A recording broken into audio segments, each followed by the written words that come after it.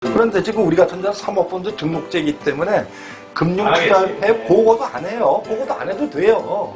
그럼 1280억이나 되는 사모펀드 안에 얼마나 많은 부실이 있는지, 앞으로 터져야 될 금융사고가 얼마나 더 있는지 10년 동안 한 번 감사하는데 10년이 걸린다고 그러는데, 그러면 대한민국에서 이렇게 허술하게 금융상품을 팔 수 있도록 금융감독원에서 모니터링 할 수 있는 한도를 어마어마하게 초과하는 이런 얘기는 사모펀드를 통해서 외국의 큰 자금들은 국내에 와서 본인들 자금 세탁하는 방법으로 하나에 쓰일 것 같기도 하고, 그 다음에 이제 국내에 있는 사모펀드들은 모집한 애들은 이 풀뿌리 그냥 서민들 돈 빨아가지고 사기치는 목적으로 쓰는 그런 펀드인 거. 펀드의 종류가 두 가지네, 그게.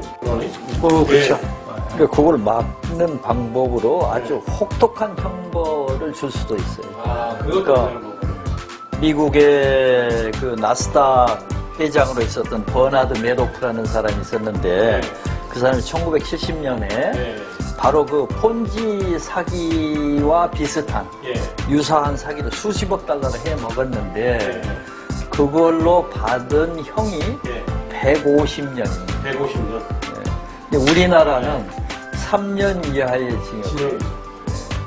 일단 그러면 이제 우리나라 아주 뭐 혹독하게 해놓으면 혹독하게 해야 된다는 거 하나 하고, 설립을 인가제에서 등록제로 바꾸고, 최소 펀드 가입 금액을 5억에서 1억으로 낮춰주는 등 규제를 대폭 완화시키니까 사모펀드가 많이 우후죽순격으로, 특히 이제 사모펀드의 그 사고 문제인데, 작년에 발생했었던 독일의 헤리티지 파생결합 펀드 대규모 손실 사태가 났고, 라임 자산 운용 1조 6천억 규모의 다단계 금융 사기 수법으로 역시 비슷한 사고인데, 이런 류 사고를 폰지 사기라고 합니다.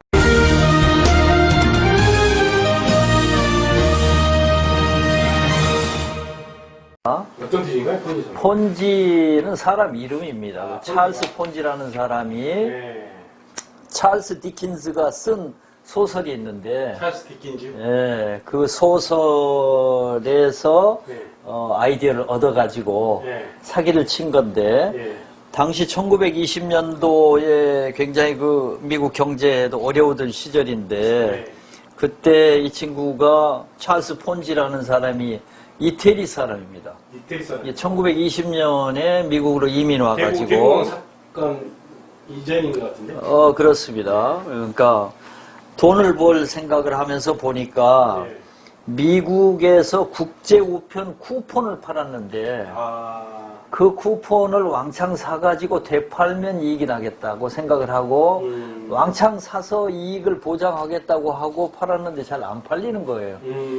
그래서 내가 90일 안에 2배로 해줄게. 환수 이익 2배다. 이랬더니 막 정신없이 팔리는 거예요. 그래서 이제 그 90일 만에 2배로 줘야 되니까, 그 돈이 90일 안에 2배가 벌릴 수가 없죠. 그러니까 이제 돌려막기 하는 겁니다. 새로 90일 안에 2배 줄게 하고, 신규 투자를 받아서 앞에 거 맞고, 신규 투자를 또 해서 앞에 거 맞고, 이런 사기류를 폰지 사기라고 합니다. 요즘에 금융다단계라고 그러죠. 그렇습니다. 바로 그겁니다. 그 이제 뭐 최근에 발생한 옵티머스 자산 운용사가 투자자와 판매사를 속였습니다. 이건 이제 판매사도 속은 거예요. 그래서 이런 상식 밖의 대형 사건이 계속 일어나고 있습니다. 그러니까 우리가 사모펀드라든가 또는 어떤 새로운 그 제도를 만들 때는 그 목적을 정확히 하고 그 목적에 맞도록 운영을 해야 되는데, 대부분이 약간 편법을 써서 살짝 비껴가지고 그냥 돈 만드는 데만 정신이 없는 구조가 되어 있습니다.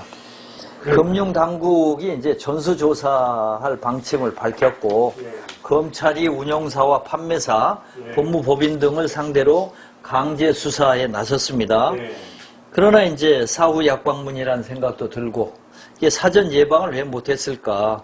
근본적인 제도 개선이 되지 않는 한 문제는 계속 터질 것 같아요. 그래서 원점으로 돌아가서 주기적인 검증 제도 도입, 제도의 존폐까지 포함해서 심도 있게 검토를 해야 될 것 같습니다. 야, 얘네 참, 서민들이 또 많이 투자를 했을 거 아닙니까? 그죠? 그렇죠. 할 게 없어가지고. 여기 자영업을 한다고 해서 식당을 한다고 해서 돈 버는 것도 아니고, 이런 데다가 지금 돈 넣어갖고 편하게 좀 먹고 살려다가, 네. 아니면 왕창 그냥 다 작살이 난 그런 사건이. 뭐, 자, 이게 이제 퇴직금 날리고. 네. 이게 이제 박근혜 정권 때 바꾼 거거든요. 박근혜 정권 때 예. 사모펀드라는 제도를 진입장벽을 낮춰가지고 인가제에서 등록제로 바꿨다고 그랬잖아요. 예. 그러면 이제 등록제라는 건 뭐냐면 예. 의무가 굉장히 가벼워요. 음. 사모펀드 회사를 차려놓고 사실은 금융상품을 팔아먹으려고 그러면 예.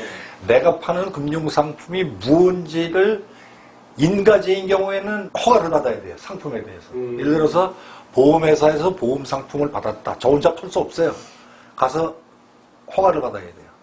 근데 사모펀드에서는 등록제로 바뀌었기 때문에 내가 어떤 펀드를 만들어서 누구한테 파는지를 보고해야 될 의무가 없어요.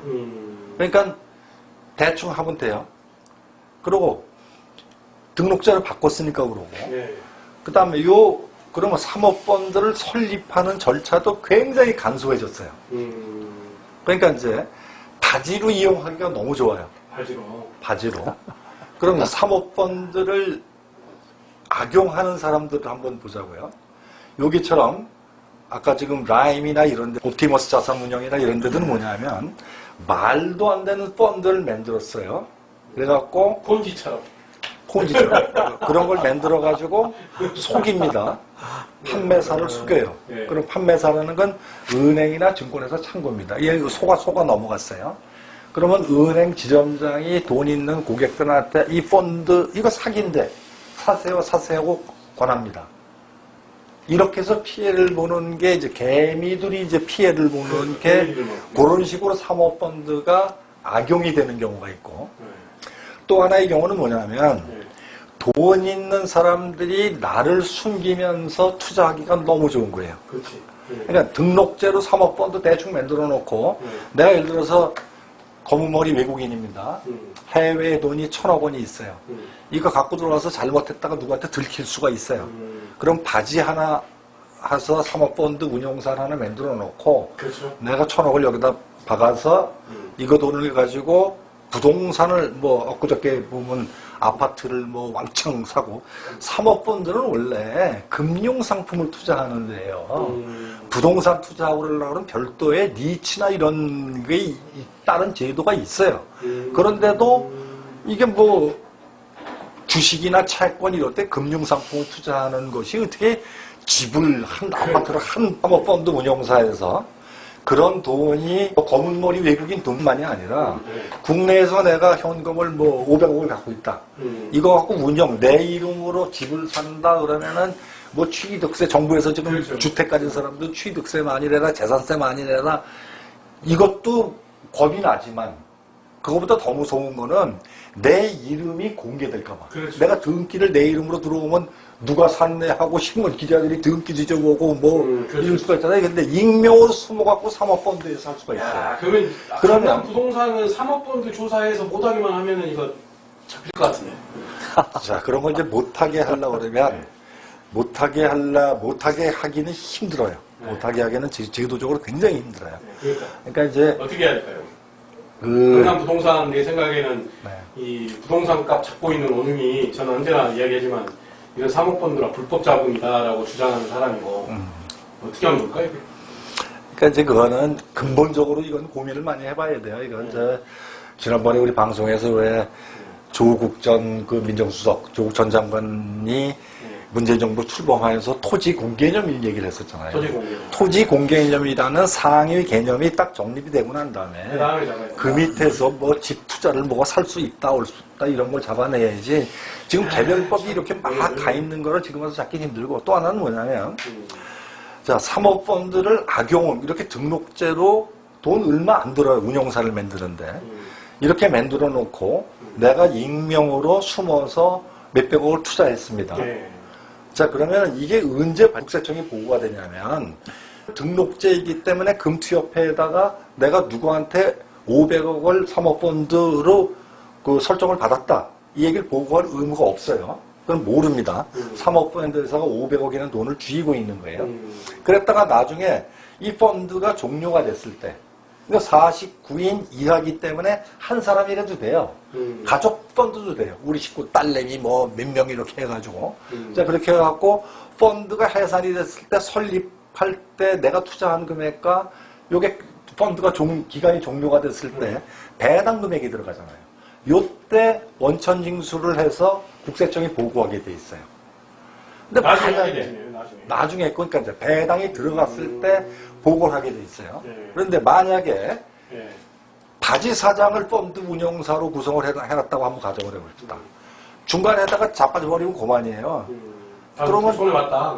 그리고 돈을 익명으로 내가 들어갔기 때문에 이 돈이 국세청에다가도 원천징수 신고도 할 수도 없는 것이고 그냥 뭐 부을고 세금 화푼도 안 내고 또 뭐 그냥 그렇게 흐지부지 될 가능성이 높은 거예요. 그러니까 이제 이런 견해의 결론은 우리 소장님 얘기는 사모펀드를 통해서 외국의 큰 자금들은 국내에 와서 본인들 자금 세탁하는 방법으로 하나에 쓰일 것 같기도 하고 그 다음에 이제 국내에 있는 사모펀드들은 모집한 애들은 이 풀뿌리 그냥 서민들 돈 빨아가지고 사기치는 목적으로 쓰는 그런 펀드. 그러니까 펀드의 종류가 두 가지는 거예요, 결론이. 뭐 그렇죠. 그러니까 그걸 막는 방법으로 아주 혹독한 형벌을 줄 수도 있어요. 아, 그것도 그러니까 되는 거고.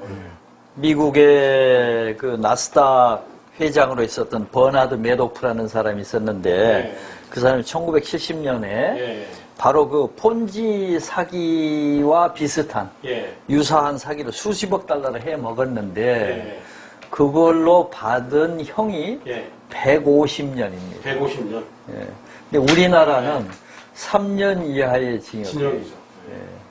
일단 그러면 이제 우리나라 아주 뭐 혹독하게 해놓으면 혹독하게 해야 된다라는 거 하나 하고 이게 만약에 이런 대규모 사기를 쳐가지고 산다 하면 한 20년은 사기하면 않을까요?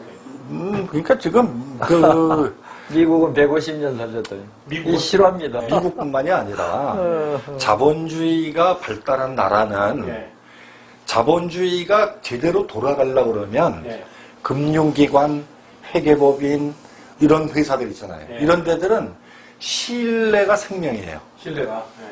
회계법인이 그렇죠. 사기를 쳤다. 은행이 사기를 쳤다. 기본적인 신뢰를 위반했잖아요. 이런 경우에 대한 페널티가 어마어마합니다. 그러니까 많더라고요. 그러니까 미국 같은 데는 은행 같은 데 하나 문 닫게 하는 거 폐쇄 명령입니다. 이게 고객들의 신뢰를 위반을 했다? 폐쇄 명령 내려버려요. 10,000개가 넘어요, 펀드가. 그런데 미국은 몇 개나 됩니까? 그건 모르죠. 이거보다 많겠죠. 10,000개가 넘는 사모펀드가 있는데 여기는 금융상품을 파는 데예요. 금융입니다. 사모펀드라는 게 금융이에요. 금융은 신뢰를 기반해야 되고 그러니까 신뢰를 기반해야죠. 정부의 금융감독원의 감독 감시 체계 안에 있어야 돼요. 그런데 금융상품을 파는 데를 등록제로 해놓고 내가 금융상품을 어떤 걸 미국도 등록제 아닙니까? 근데? 미국은 등록제로, 미국 같은 데는 등록제를 하더라도 말씀드렸잖아요. 신뢰가 만약에 깨져가지고 이렇게 어떤 사고가 터졌을 때는 이건 그냥 인생 끝이에요, 거기는. 그러니까 100년, 200년 살려버리니까. 근데 우리나라는 100년, 200년 살리는 것도 없으면서 미국 금융감독원에서 1282개에 달하는 사모펀드 전수조사를 하는데 10년이 걸린다고 그랬어요. 그러면 이 안에 1280개 안에 라인 옵티머스만 있겠습니까? 그러니까. 이런 잠재적인 부실금융 상품을 판 사례들이 무궁무진할 거예요. 그런데 최소한 이런 것들은 사모펀드를 금융상품을 팔았으면 금감원에 신고는 못하더라도 지금 우리 은행이나 증권회사 같은 데 증권협회, 은행은 은행협회에다가 매달 보고를 하게 돼 있어요. 내가 대출을 얼마나 했고 뭐 이런 기본적인 재무 통계를 보고를 하게 돼 있어요. 그런데 지금 우리 같은 데는 사모펀드 등록제이기 때문에 금융투자회 보고도 안 해요. 보고도 안 해도 돼요. 그럼 1280억이나 되는 사모펀드 안에 얼마나 많은 부실이 있는지, 앞으로 터져야 될 금융사고가 얼마나 더 있는지 10년 동안 한 번 감사하는데 10년이 걸린다고 그러는데, 그러면 대한민국에서 이렇게 허술하게 금융상품을 팔 수 있도록 금융감독원에서 모니터링 할 수 있는 한도를 어마어마하게 초과하는 이런 제도를 왜 100년이 우리 상징적으로 150년을 살려고 했는데 그런 법이라도 만들어 놓고 이 시행하려고 했었어요. 그렇죠. 그러니까 네. 주변에 네. 사모펀드를 이렇게 설립이나 운영 이런 것들을 너무 쉽게 이렇게 할 수 있도록 허용을 해놨으면 아니, 쉽게 허용할 수 해야죠. 할 수 있으면 네. 근데 나중에 감당할 수 있는 범인의 어떤 웬간한 통제 장치가 주변에 통제 장치가 갖춰져 있는 아니 상태에서 통제가 없다 하더라도 네. 걸리면 네 진짜 깜빵에서 못 나와. 그러면 안 한다 이거죠. 나쁜 짓을. 이런 제도를 하고 있다니 이게 진짜 누구를 위한 제도인지 이게 SNS가 발달되다 보니까 지금은 이제 막 터지는 거예요. 우죽순처럼 이제 막지를 못하고 한국의 금융에 관련된 법들 원점에서 재검토해야 됩니다. 정말 원점에서 다시 해보면 해야죠. 네, 감사합니다. 감사합니다.